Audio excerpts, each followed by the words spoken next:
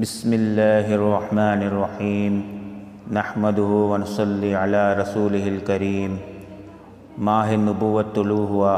حضرت ابن عباس رضی اللہ عنہ کہتے ہیں کہ حضور نبی کریم صلی اللہ علیہ وسلم دنیا میں تشریف لائے تو آپ کی آنول نال کٹی ہوئی تھی۔ آنول نال کو بچے کے پیدا ہونے کے بعد دایا کاٹتی ہے۔ آپ ختنہ شدہ پیدا ہوئے۔ عبد المطلب یہ دیکھ کر بے حد حیران ہوئے اور خوش بھی۔ وہ کہا کرتے تھے میرا یہ بیٹا نرالی شان کا ہوگا۔ آپ کی پیدائش سے پہلے مکہ کے لوگ خشک سالی اور قحط کا شکار تھے، لیکن جو ہی آپ کے دنیا میں تشریف لانے کا وقت قریب آیا، بارشیں شروع ہو گئی، خشک سالی دور ہو گئی، درخت ہرے بھرے ہو گئے اور پھلوں سے لد گئے، زمین پہ سبزہ ہی سبزہ نظر آنے لگا۔ پیدائش کے وقت آپ اپنے ہاتھوں پر جھکے ہوئے تھے، سر آسمان کی طرف تھا۔ ایک روایت کے الفاظ یہ ہیں کہ گھٹنوں کے بل جھکے ہوئے تھے، مطلب یہ کہ سجدے کی سی حالت میں تھے۔ آپ کی مٹھی بند تھی اور شہادت کی انگلی اٹھی ہوئی تھی، جیسا کہ ہم نماز میں اٹھاتے ہیں۔ حضور انور صلی اللہ علیہ وسلم فرماتے ہیں جب میری والدہ نے مجھے جنم دیا تو ان سے ایک نور نکلا، اس نور سے شام کے محلات جگمگا اٹھے۔ آپ صلی اللہ علیہ وسلم کی والدہ سیدنا آمنہ فرماتی ہیں محمد صلی اللہ علیہ وسلم کی پیدائش کے وقت ظاہر ہونے والے نور کی روشنی میں مجھے بصرہ میں چلنے والے اونٹوں کی گردنیں تک نظر آئیں۔ علامہ سہیلی رحمہ اللہ نے لکھا ہے کہ جب آپ پیدا ہوئے تو آپ نے اللہ کی تعریف کی۔ ایک روایت میں یہ الفاظ آئے اللہ اکبر کبیراً والحمد للہ کثیراً وسبحان اللہ بکرۃ واصیلا۔ اللہ تعالیٰ سب سے بڑا ہے، اللہ تعالیٰ کی بے حد تعریف ہے اور میں صبح و شام اللہ کی پاکی بیان کرتا ہوں۔ آپ کی ولادت کس دن ہوئی؟ اس بات پر سب کا اتفاق ہے کہ وہ پیر کا دن تھا۔ آپ صبح فجر طلوع ہونے کے وقت دنیا میں تشریف لائے۔ تاریخ پیدائش کے سلسلے میں بہت سے قول ہیں۔ ایک روایت کے مطابق 12 ربیع الاول کو پیدا ہوئے، ایک روایت 8 ربیع الاول کی ہے، ایک روایت یہ ہے کہ 2 ربیع الاول کو پیدا ہوئے۔ اس سلسلے میں اور بھی بہت سی روایات ہیں۔ زیادہ تر مورخین کا خیال ہے کہ آپ 8 ربیع الاول کو پیدا ہوئے۔ تقویم کے طریقہ سے جب تاریخ نکالی گئی تو 9 ربیع الاول نکلی۔ مطلب یہ کہ اس بارے میں بالکل صحیح بات کسی کو معلوم نہیں۔ اس پر سب کا اتفاق ہے کہ مہینہ ربیع الاول کا تھا اور دن پیر کا۔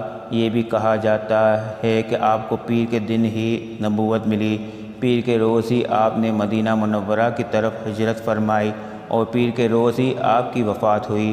آپ عام الفیل میں پیدا ہوئے، یعنی ہاتھیوں والے سال میں۔ اس سال کو ہاتھیوں والا سال اس لیے کہا جاتا ہے کہ ابرہہ نے ہاتھیوں کے ساتھ مکہ مکرمہ پر چڑھائی کی تھی۔ آپ کی پیدائش اس واقعے کے کچھ ہی دن بعد ہوئی تھی۔ واقعہ کچھ اس طرح ہے کہ ابرہہ یمن کا عیسائی حاکم تھا۔ حج کے دنوں میں اس نے دیکھا کہ لوگ بیت اللہ کا حج کرنے جاتے ہیں۔ اس نے اپنے لوگوں سے پوچھا یہ لوگ کہاں جاتے ہیں؟ اسے جواب ملا بیت اللہ کا حج کرنے کے لیے مکہ جاتے ہیں۔ اس نے پوچھا بیت اللہ کس چیز کا بنا ہوا ہے؟ اسے بتایا گیا پتھروں کا بنا ہوا ہے۔ اس نے پوچھا اس کا لباس کیا ہے؟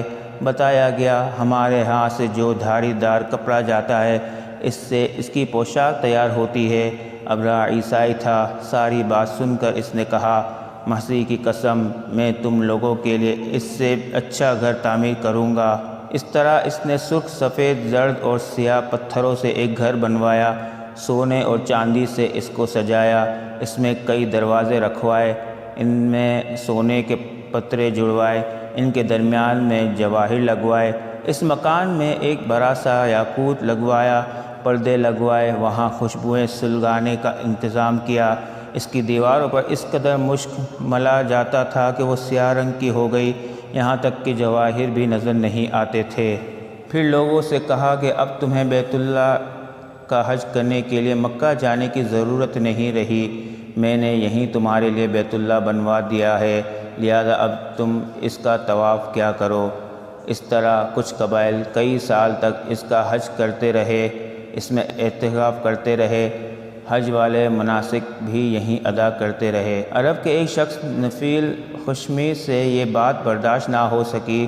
وہ اس مصنوعی خانہ کعبہ کے خلاف دل ہی دل میں کڑھتا رہا۔ آخر اس نے دل میں ٹھان لی کہ وہ ابرہہ کی اس عمارت کو گندہ کر کے چھوڑے گا۔ پھر ایک رات اس نے چوری چھپے بہت سی گندگی اس کے اندر ڈال دی۔ ابرہہ کو معلوم ہوا تو سخت غضبناک ہوا، کہنے لگا یہ کعبہ کسی عرب نے اپنے کعبہ کے لیے کی ہے، میں اس کو ڈھا دوں گا، اس کا ایک ایک پتھر توڑ دوں گا۔ اس نے شاہ حبشہ کو یہ تفصیلات لکھ دی، اس سے درخواست کی کہ وہ اپنا ہاتھی بھیج دے۔ اس ہاتھی کا نام محمود تھا۔ یہ اس قدر بڑا تھا کہ اتنا بڑا ہاتھی روئے زمین پر دیکھنے میں نہیں آیا تھا۔ جب ہاتھی اس کے پاس پہنچ گیا تو وہ اپنی فوج لے کر نکلا اور مکہ کا رخ کیا۔ یہ لشکر جب مکہ کے قریب کرب و جوار میں پہنچا تو ابرہہ نے فوجوں کو حکم دیا کہ ان لوگوں کے جانور لوٹ لیے جائیں۔ اس کے حکم پر فوجیوں نے جانور پکڑ لیے، ان میں عبد المطلب کے اونٹ بھی تھے۔ نفیل بھی ابرہہ کے ساتھ اس کے لشکر میں موجود تھا اور یہ عبد المطلب کا دوست تھا۔ عبد المطلب اس سے ملے، اونٹوں کے سلسلے میں بات کی۔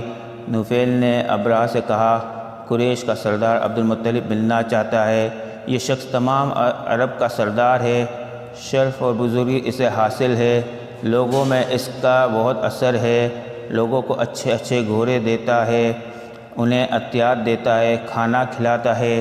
یہ گویا عبد المطلب کا تعارف تھا۔ ابرہہ نے انہیں ملاقات کے لیے بلایا۔ ابرہہ نے ان سے پوچھا بتائیں آپ کیا چاہتے ہیں؟ انہوں نے جواب دیا میں چاہتا ہوں میرے اونٹ مجھے واپس مل جائے۔ ان کی بات سن کر ابرہہ بہت حیران ہوا۔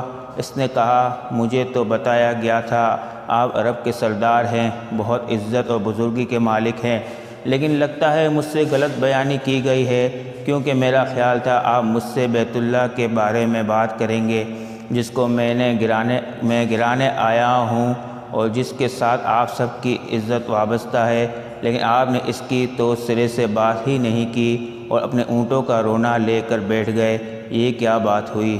اس کی بات سن کر عبد المطلب بولے آپ مجھے میرے اونٹ واپس دے دیں، بیت اللہ کے ساتھ جو چاہیں کریں، اس لیے کہ اس گھر کا ایک پروردگار ہے، وہ خود ہی اس کی حفاظت کرے گا، مجھے اس کے لیے فکر مند ہونے کی ضرورت نہیں۔ ان کی بات سن کر ابرہہ نے حکم دیا ان کے اونٹ واپس دے دیے جائیں۔ جب انہیں ان کے اونٹ واپس مل گئے تو انہوں نے ان کے سموں پر چمڑے چڑھا دیے، ان پر نشان لگا دیے، انہیں قربانی کے لیے وقف کر کے حرم میں چھوڑ دیا تاکہ پھر کوئی انہیں پکڑ لے تو حرم کا پروردگار اس پر غضبناک ہو۔ پھر عبد المطلب حرا پہاڑ پر چڑھ گئے، ان کے ساتھ ان کے کچھ دوست تھے، انہوں نے اللہ سے درخواست کی اے اللہ انسان اپنے سامان کی حفاظت کرتا ہے، تو اپنے سامان کی حفاظت کر۔ ادھر سے ابرہہ اپنا لشکر لے کر آگے بڑھا، وہ خود ہاتھی پر سوار لشکر کے درمیان موجود تھا، ایسے میں اس کے ہاتھی نے آگے بڑھنے سے انکار کر دیا، وہ زمین پر بیٹھ گیا۔ ہاتھی بانوں نے اسے اٹھانے کی کوشش کی لیکن وہ نہ اٹھا، انہوں نے اس کے سر پر ضربے لگائے، آنکس چبھوئے مگر وہ کھڑا نہ ہوا۔ کچھ سوچ کر انہوں نے اس کا رخ یمن کی طرف کیا تو وہ فوراً اس طرف چلنے لگا، اس کا رخ پھر مکہ کی طرف کیا تو پھر رک گیا۔ ہاتھی بانوں نے یہ تجربہ بار بار کیا، آخر ابرہہ نے حکم دیا ہاتھی کو شراب پلائی جائے تاکہ نشے میں اسے کچھ ہوش نہ رہ جائے اور ہم اسے مکہ کی طرف آگے بڑھا سکیں۔ چنانچہ اسے شراب پلائی گئی لیکن اس پر اس کا بھی اثر نہ ہوا۔ سبحان ربک رب العزت عما یصفون وسلام علی المرسلین والحمد للہ رب العالمین۔ ملتے ہیں اگلے عنوان میں جس کا نام ہے ابرہہ کا انجام۔ تب تک کے لیے اجازت دیجیے، اللہ حافظ۔